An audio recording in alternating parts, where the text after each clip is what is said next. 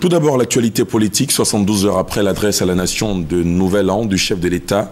Les partis politiques se prononcent. Que retiennent-ils du message du président de la République? Comment l'analysent-ils? Je vous propose de suivre les réactions de certains partis d'opposition, l'URD, Union républicaine pour la démocratie de Daniel Boni-Claverie, le Renouveau pour la paix et la concorde d'Henriette Lagou et le CAP UDD avec Laurette Boété. Ils sont au micro de Sidonie Davila. Dans son adresse à la nation, le président Ouattara s'est longuement appesanti sur son bilan. C'est un bilan extrêmement positif qui nous a été donné d'entendre et c'est aussi la manière d'ouvrir l'année électorale. Donc ce sont des propos normaux dans le cadre d'une prochaine élection présidentielle, mais je tiens tout de même à observer que le mot candidat et le mot candidature n'ont jamais été prononcés. Nous avons entendu une longue énumération de réalisations. J'ai pu moi-même emprunter, comme beaucoup de mes compatriotes, le nouveau pont Henri-Konan Bédier et en ressentir de la fierté. Mais je garde en mémoire le fait que toutes ces belles réalisations n'ont qu'un faible impact social.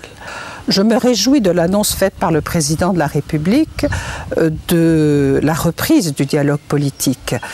Nous nous demandons pourquoi cela avait été interrompu. Il est important. Il est essentiel que nous puissions nous retrouver pour tenter d'évacuer définitivement tout ce qui est encore problème entre nous. Je pense notamment à la libération de tous les détenus politiques, notamment ceux qui sont en prison sans être inculpés. Je pense également qu'il faut que tous les comptes bancaires puissent être dégelés afin que l'on puisse éviter tous ces drames familiaux que nous avons connus les uns et les autres. Mon parti, l'URD et moi-même continuerons à conjuguer nos efforts avec le gouvernement pour nous donner les moyens de pouvoir organiser des élections transparentes, crédibles et justes.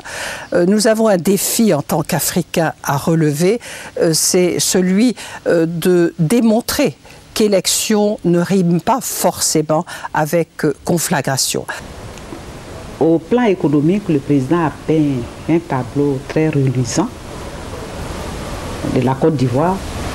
Nous sommes aujourd'hui à un taux de croissance d'environ 9%. Et nous avons accueilli en Côte d'Ivoire plus de 5000 entreprises dans tous les domaines qui se sont installées. Et il a abordé aussi les questions de grands travaux, de grands chantiers qui évidemment ont amélioré l'économie. Cependant, quand on descend sur le volet sociétal, ce tableau peint de l'économie devait se faire ressentir sur la population. C'est à ce point-là que nous allons dire qu'en tant que président du parti politique, parcourant toute la Côte d'Ivoire, il y a des problèmes qu'il faut relever. Aujourd'hui, le taux de chômage à environ 25%. Ça a été indiqué par le ministère en charge de cette question. Et donc, nous pensons que ce qui a été dépeint ne se perçoit pas dans la réalité, en ce sens que ce taux, nous estimons très élevé par rapport à la population. Comment faire pour arriver à une réconciliation totale avant qu'on aille faire des élections apaisées et des élections qui puissent donner à la Côte d'Ivoire une paix durable? C'est une très grande inquiétude pour nous en tant que chef de parti politique. Donc le président devrait, dans son discours, éclairer les populations par rapport à ce dossier de réconciliation.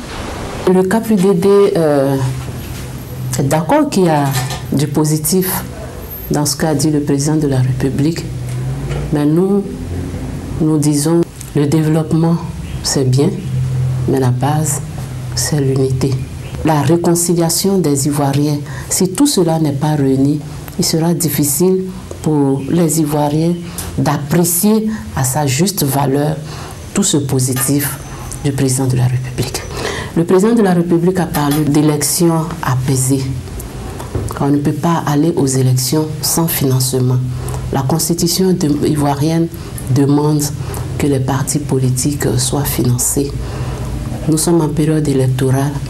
Le KPDD voudrait demander au président de la République de se pencher en cette année 2015, en ce début d'année, sur le financement des partis politiques.